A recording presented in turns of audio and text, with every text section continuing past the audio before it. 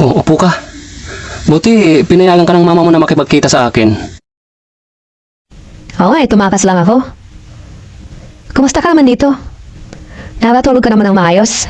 Ayos lang, medyo matigas nga lang. Nauuhaw ako. May tubig ka ba dyan? Tubig, sandali lang. Ano to? Wala ka bang baso dito? Pasensya ka na, mahal. Di pa ako nakakabili ng baso eh. Teka lang, kumain ka na ba? Hindi pa nga nagugutom ako. Sandali lang ha.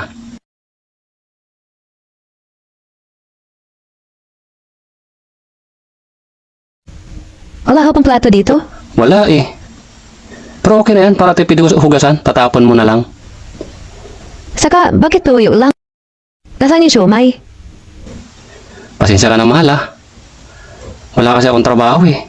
Hayaan mo, pag natanggap ako dyan sa construction, bibili kita ng siumay. Samaan ng tiyan ko. Siya ka ba dito? Sandali lang ha.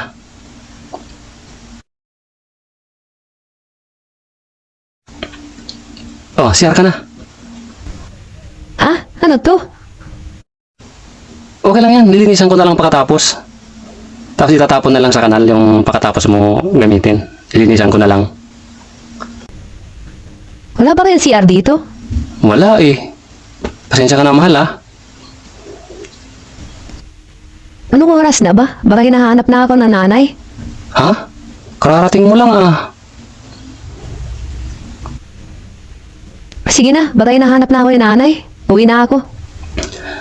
Kailan tayo ulit magkikita?